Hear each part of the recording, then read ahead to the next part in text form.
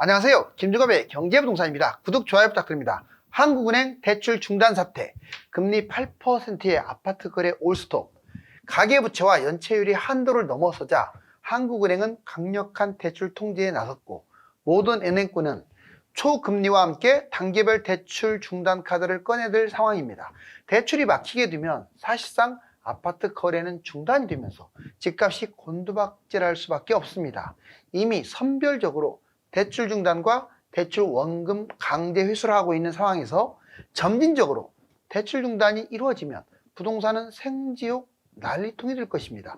유료승남은 010-2616-6276 제가 직접 매수 타이밍과 입지를 추천해 드립니다. 부동산 출렁거릴 이때가 상담 타이밍입니다. 지금 바로 전화 주십시오. 한국은행 대출 중단 사태, 금리 8% 정말 높습니다. 아파트 거래도 지금 사실상 올스톱에 가깝게 가고 있어요. 자, 대출 중단. 지금 모든 것들이 스톱되어 있네요. 자, 여기 보시면 하는 대출 통제, 은행 대출 중단. 지금 정부도요, 가계대출이 너무 늘어나고 연체율이 증가하니까 압박을 하고 있습니다. 자, 대출 이자를 올리라고요. 그래서 지금 필요 이상으로 은행권 대출이 주담대가 됐든 신용대출이 됐든 올라가고 있는 거예요. 왜? 가계대출이 줄지를 않으니까.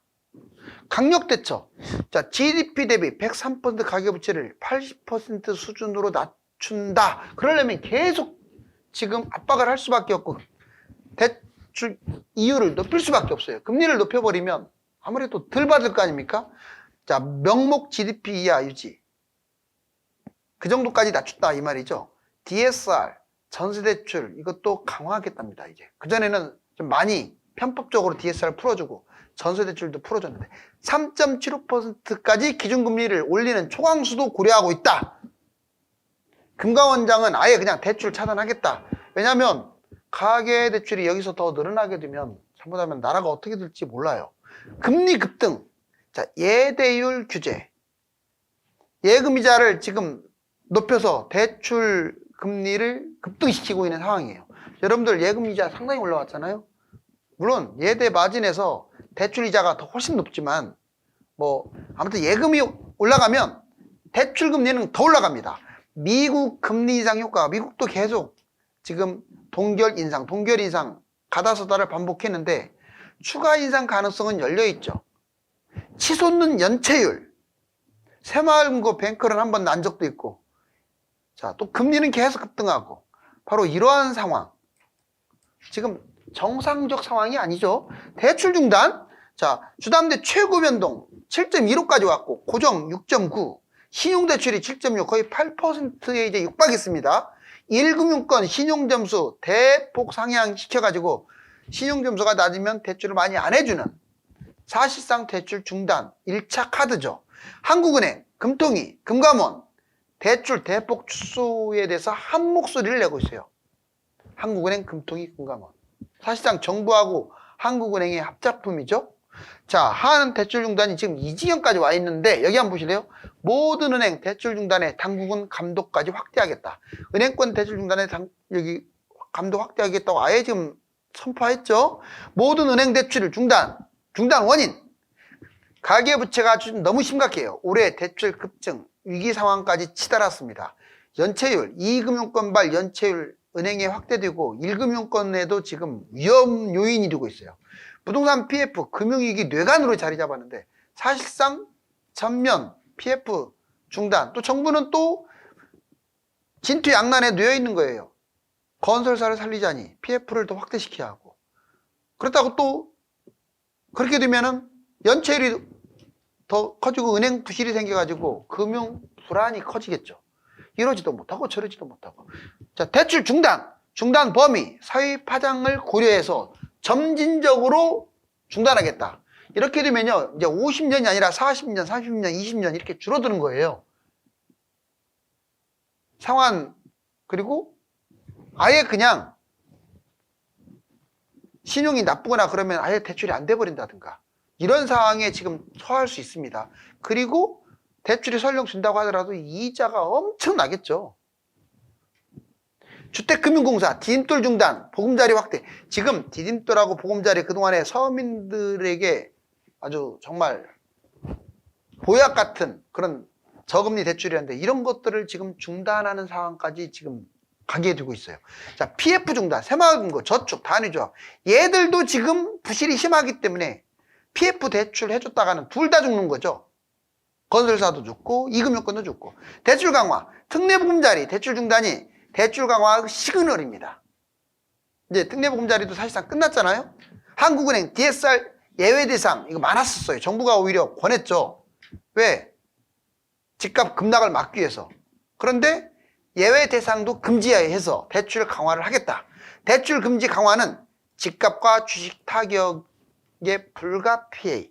즉 강화시키면 당연히 떨어지지 않겠습니까? 또 자, 현재 대출 중단 현황.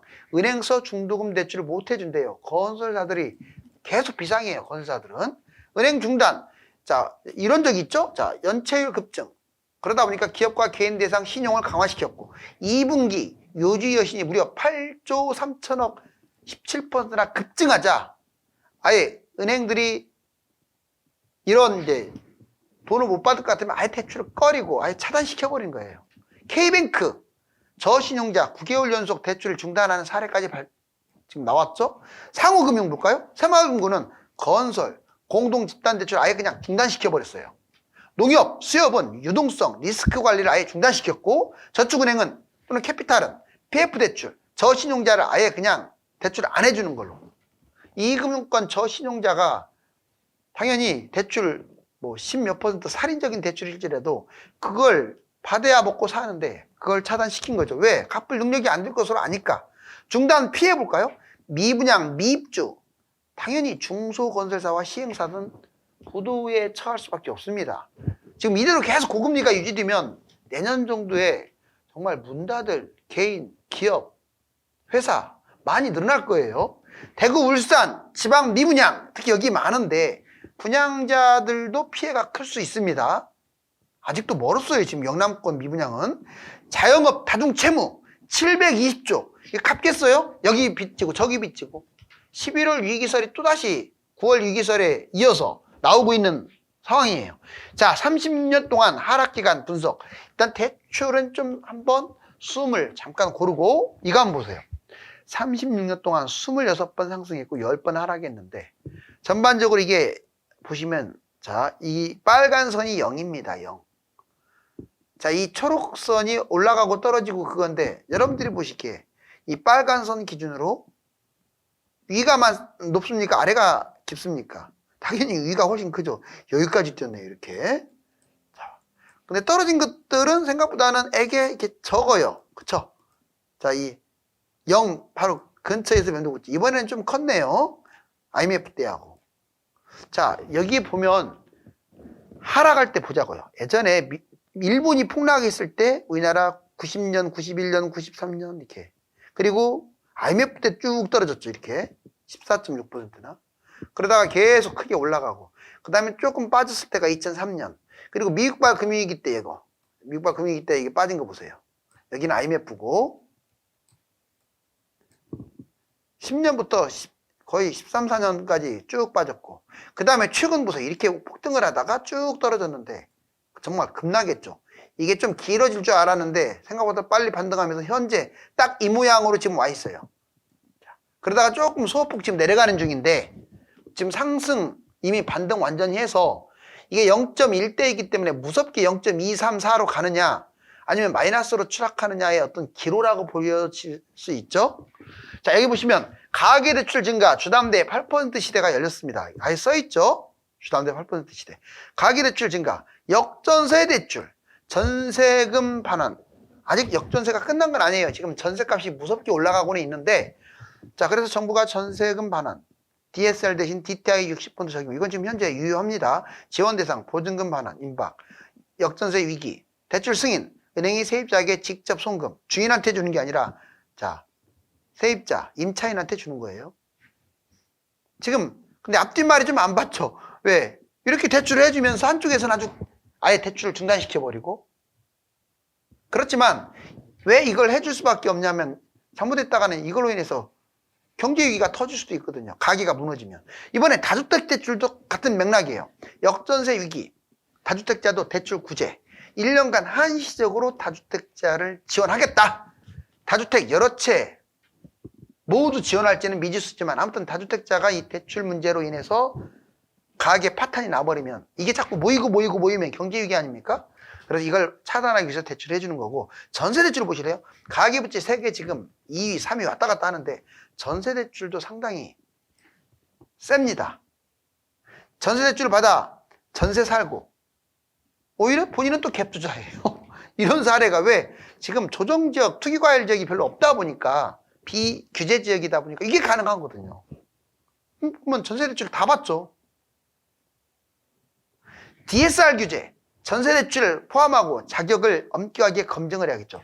자, 지금 이거 대출 충분히 이해는 갑니다. 왜? 잘못하면 이걸로 인해서 금융 불안이 생길 수 있으니까. 그렇지만 이제 어느 정도 끝나가면 이것도 차단시키고요.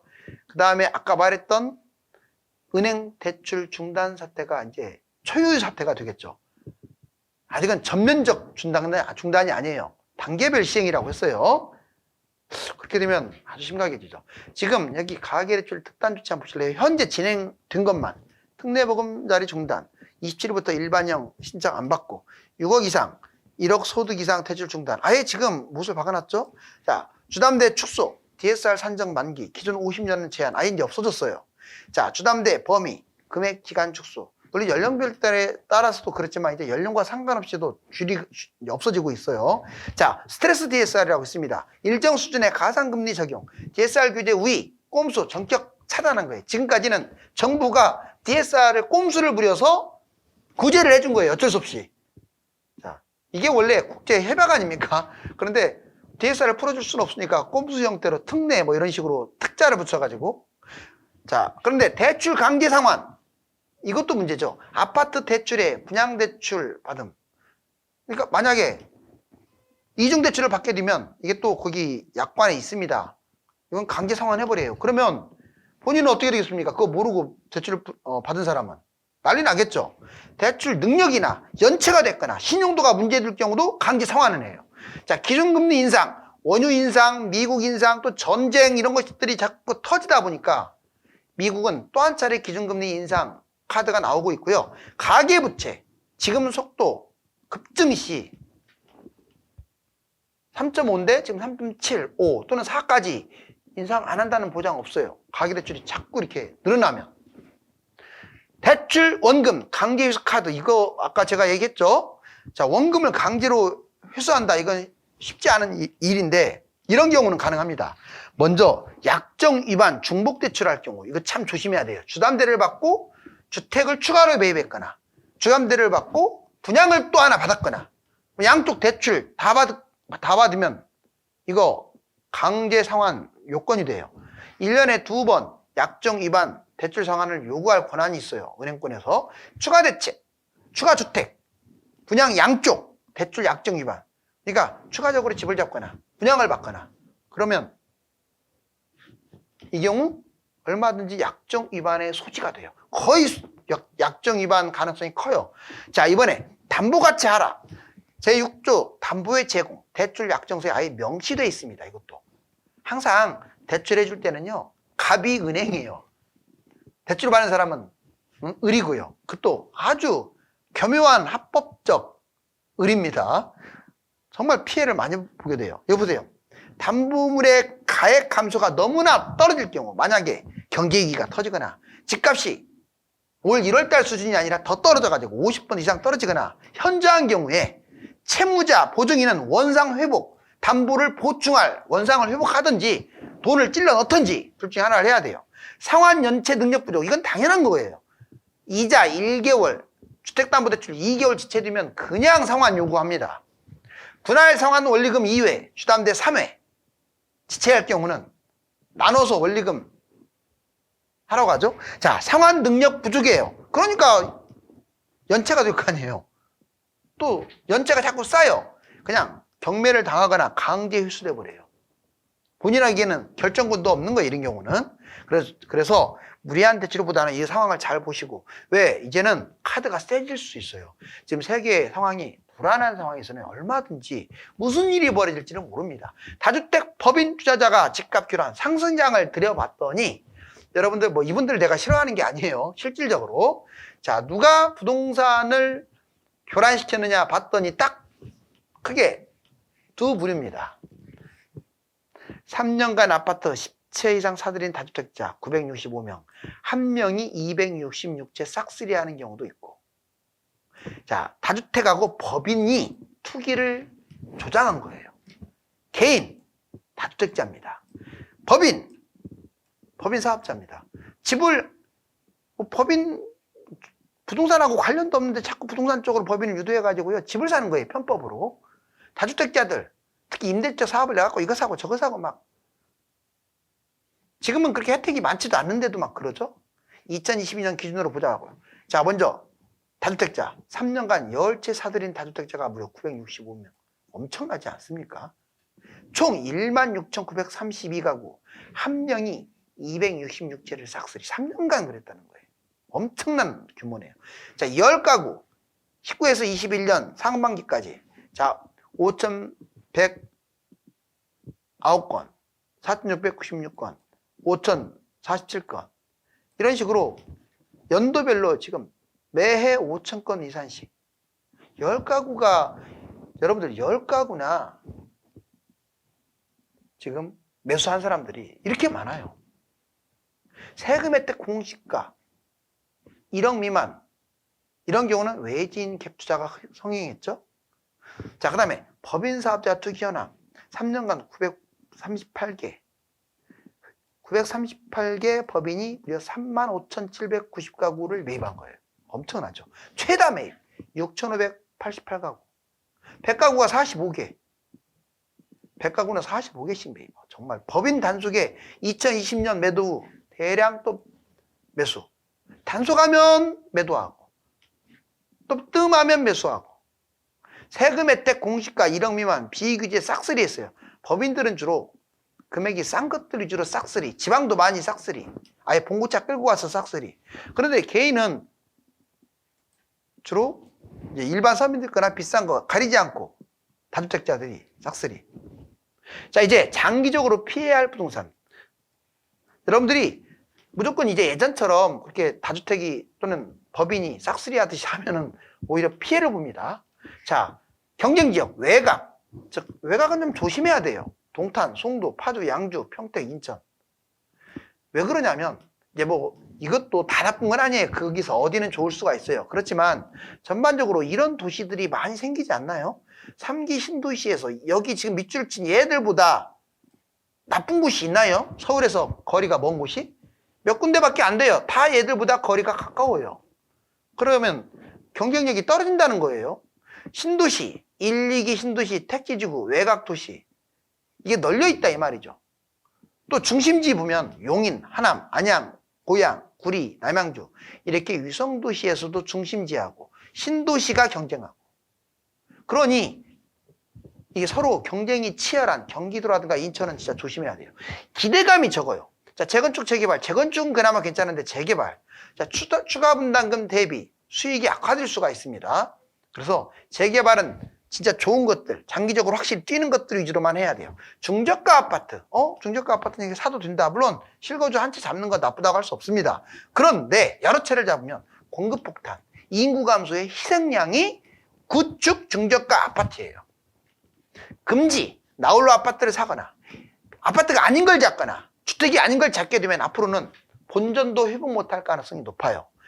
왜? 인구 감소. 자, 이제 상대적으로 비싼 곳.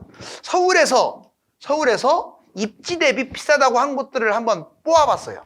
목동, 여의도, 강서구, 마포구는 강남 직접 거리와 또는 여러 가지 입지 대비해서 가격이 비쌉니다. 조금 피하는 게 좋겠고 경기도에서도 과천, 분당, 광교, 성남 이런 곳들은 상대적으로 가격이 비쌉니다. 하나 더 치면 이제 광명 바로 이런 곳들이 거품이 심하다 이거예요. 그 돈이면 서울 잡고 만다 이 말이 맞아요. 이번에 지방 특히 조심할 거 해운대 여기 수영구 막 70억 60억 하지 않나요? 대형 평형 바다가 정면 조망. 그런데 그건 조심해야 하는 게 아무리 국제도시로 발돋움한다 하더라도 그거를 누가 소화할까요? 나중에. 서울도 아닌데. 신경 좀 쓸 부분이죠. 제2의 도시가 이렇게 비싼 곳이 별로 없어요. 수영구, 그다음에 대구 수성구. 지방 비싼 곳 조심. 자, 고금리도 위험합니다. 대출금리, 미국 기준금리 인상 여파로 고금리가 지속됐고 5대 은행 주담대 변동금리가 4.08에서 7%를 넘어섰고 그 다음에 대출금리 2개월째 계속 올라가고 있어요.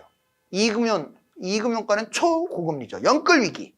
기존 영끌족 금리 10년 만에 최고로 지금 높았기 때문에 아직도 영끌 위기입니다. 주담대 금리 최고 7%대, 신용대출금리 8%대, 기존 대출금리 바뀔 때 시장금리가 급증하는 거죠. 이번에 예금금리, 정부 예대차에 개입을 해가지고 대출금리가 급증하게 만든 원인이 되어버렸어요. 지금 대출금리 비싸잖아요.